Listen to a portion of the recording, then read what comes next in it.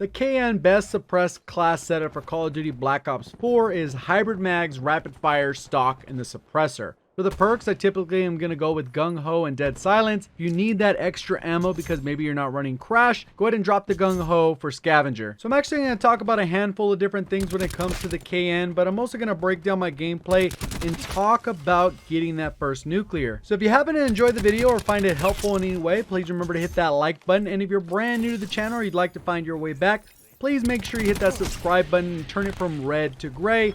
Put that bell notification on so you'll get notified anytime I post a future video. So one of the things I get asked in the comments section on a pretty regular basis is people that go on a 15 streak, a 20 streak, and they get on like maybe a 24 streak or whatever the case is. And they're wondering what they need to do to get that first nuclear. So right here you're going to watch some gameplay where I go on a pretty long streak. I end up finishing the match on a 23 streak, but there's things I could have done if I was actually going for a nuclear. So right off the bat you can see that I'm running a UAV, the sniper's nest, and then a strike team. And if you guys have been watching the channel for a while, I'm typically calling in 2, 3, even 4 strike teams, sniper nest in a single match, which will obviously eat up a majority of the kills. And since I'm playing kill confirmed in the gameplay, a lot of my teammates are going to eat up those tags. And by the end of the match, somebody who only had maybe 10 kills might have like 30 tags. So the first thing you're going to want to do is just run a UAV and a counter UAV so that every kill you get will actually count towards your actual nuclear streak. So that's one part of the process. The other is to completely avoid tags. If you're literally just trying to go for that nuclear, do not play the objective at all. If I wasn't grabbing tags, you could see me go out of my way in some scenarios to literally just pick up tags.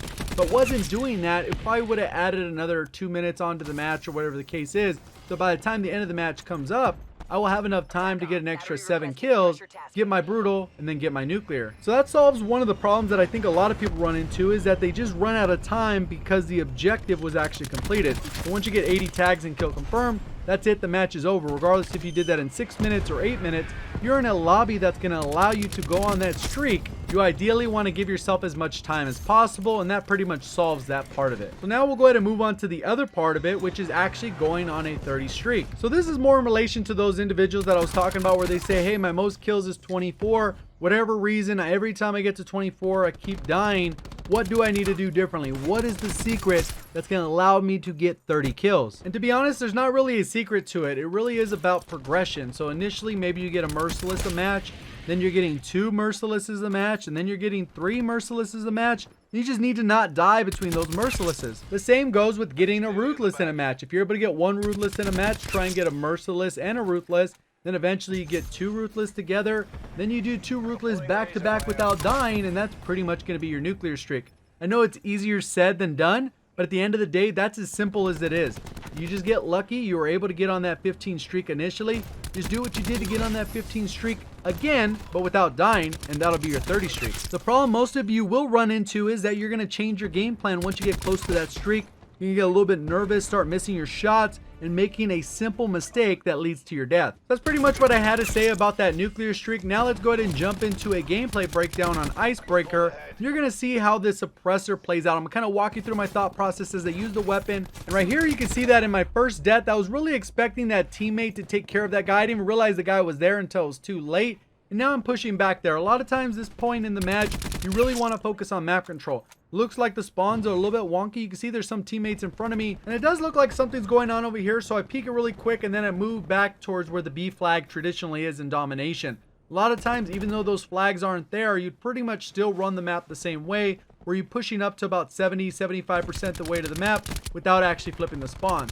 Go ahead and peek out, end up taking that guy out. I expected another guy. It looks like he took off. Go ahead and grab those tags because it is an objective game mode. I'm actually going to go for tags. There is a guy right here. I'm not sure exactly where he's going. I'm deciding on how I want to approach this, but I'm not sure exactly what angle he is.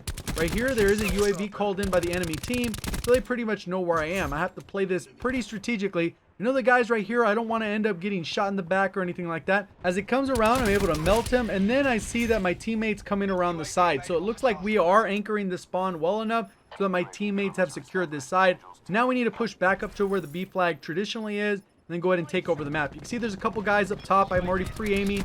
The guy comes out, able to take him out.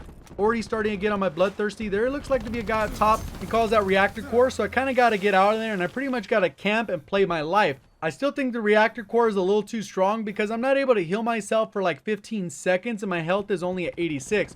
So I just gotta wait till that burn noise is gone, and then I'm able to just be wounded. Then I'll go ahead and stim shot myself. I gotta play this the right way. I can see my teammates coming up over here. I decide I'm gonna jump out, take this guy out. It looks like he was low health. Grab his tag, and then I get to safety. Calling that sniper's nest, I can see that I'm getting really close to my specialist ability. End up shooting that guy, go for the tag, because I know I'm very close to that streak. A lot of times you gotta time that attack 5, so you're pretty much gonna guarantee those streaks. Looks like they're still coming from this back area. I'm kind of alone. I don't want to push in any general direction, so I just kind of waited out, hoping that someone's going to come from this back area. And you can see they are going to start coming out of this side. I'm predicting where they're going to be coming from. Landed a couple shots, but wasn't able to get a kill there. And since they know where I'm at, I'm pretty sure they're going to be charging me. It only looks like one guy's rushing in, and that's what I was expecting. I wasn't really expecting this other guy. I jumped out for the tag. I ended up getting killed, but at least I was able to get my streaks. So again, I'm paying attention to where I spawned in at. You can see there's a lot of action towards mid-map. I end up shooting at that guy, take him out. Then I'm starting to push around this right side. I go ahead and leave that tag alone because I'm pushing all the way around. I'm going to slow down my movement. I'm thinking I can catch him and spawn. And if none of them actually push out this way, I should be able to get a decent flank. Looks like there's some guy back here shooting at stuff. So I go ahead and take him out. I go ahead and come around. Pretty easy, straightforward kill. Laser him, get that headshot. Not that the headshots really matter with this weapon. Then I start pushing towards the middle of the map. I see that there's a guy towards the right side, but I'm kind of pushing forward. And then it looks like my teammate was able to take him out. I go ahead and keep pushing forward back to the middle of the map, and it looks like they're aggressively pushing. So I'm going ahead through the spawn. It looks like there's a lot of us here. So I have a good opportunity to land a couple shots without getting completely lasered. And then I'm just paying attention to the minimap. It looks like my teammate just lost a gunfight. Thinking I could jump out, maybe get that guy right here. Pretty easy kill. Got a UAV. And then now we get to rotate back to the other side. It looks like he's pushing at an angle. I can go ahead and take him out. And this is what happens when you have pretty good map control. You're able to move throughout the map pretty safely, very confident. Looks like a lot of my teammates are spawning on this side, so I have a good idea that all the spawns for the enemy team will be on this side. I can't go left because of that smoke. So I decide to peek out right, throw my ammo bag, make sure I'm all good before I come around the corner. You can see them in spawn, and then I end up taking that guy out. Go ahead and work my way around, assuming someone is in this left-hand side. You can see I'm kind of pre-aiming it. That's something you typically want to do because that is a heavy spawn. Even if you're standing right here, as you come around the corner, there's a high likelihood people will be spawning in.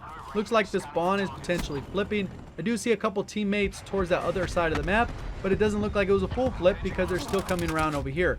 I'm getting absolutely destroyed with the Rampart, which is still definitely one of the most overpowered weapons in the game. I know some people will say that the KN is overpowered or whatever the case is. I completely disagree. I think the KN is very well balanced and is probably on the higher end of the balanced weapons, so it's top tier for sure, but doesn't step into that boundary where I think it needs a nerf. I think it's pretty well balanced, and I think the really nice part about this weapon is you actually have a good variety of attachments. It'd be great if it had FMJ. They do have an option for extended mags in case you don't want to run a suppressor. But honestly, this is one of the best weapons that can actually equip a suppressor. There's a lot of weapons that can actually equip a suppressor, but I think this one handles it very well. Obviously, the suppressor is going to reduce your overall damage range by about 20%.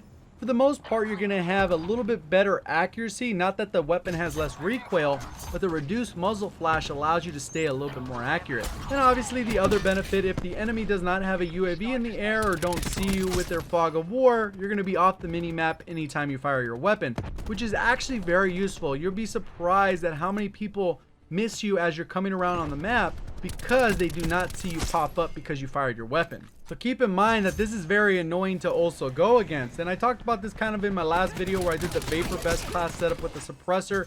What you'll notice is a lot of times when you're going up against good players, regardless if they're good players or not, when you start calling in your streaks, the best players in the lobby will typically leave that lobby because they don't want to get streaked on. It's not fun for them. They're used to just dominating the lobby, and when you kind of take over, they get a little bit upset and they end up leaving the lobby. And a lot of times gunfights are already won before they've even started, and that's because you're able to pre-aim. Maybe you jump around the corner already pre-firing, or you're just pre-firing as the enemy comes around the corner, because information is key. So if I kill a player on the enemy team but I never popped up on the mini map, unless they're doing callouts, they're not going to know exactly where I'm at, and that'll usually allow me to get my next kill because a lot of times someone on the enemy team has fired their weapon. They're going to give away their position. And a few people in the comment section on my last video already mentioned that they've already seen it play out exactly how I call it.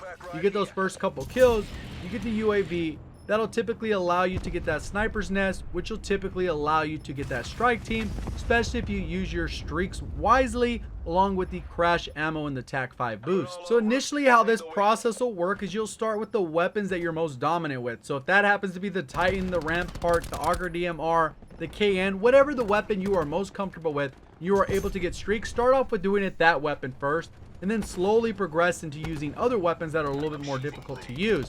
One example of this is the MX9. It's not very powerful. Same thing with the GKS. They're not great weapons. In the right hands, they're very usable, but they're not great weapons. And I bring that up because everyone has a different skill level. You can see I get absolutely demolished by the Rampart again. I think the time to kill is just way too fast on that weapon. It definitely needs a recoil nerf. That's not going to really adjust the time to kill, but it definitely needs something so that not everyone is using it within every lobby, because it's just way too strong in my opinion. But besides that, getting back to my main point, sometimes I'll get comments saying, why would you tell anyone to use the MX9 even though it's not that great of a weapon? Well, I'm doing the best class setup, and I'm going to give you the best possible class setup. So hopefully that challenges you to add variety into your class setups instead of having the same 2 or 3 weapons throughout all of your class setups. So hopefully that helps you improve, and if it does, mission accomplished. If you did enjoy the video, please remember to hit the like button. If you're brand new to the channel, don't forget to subscribe with notifications on if you'd like to find your way back. Appreciate all the support. Thank you for watching. As always, have a great day.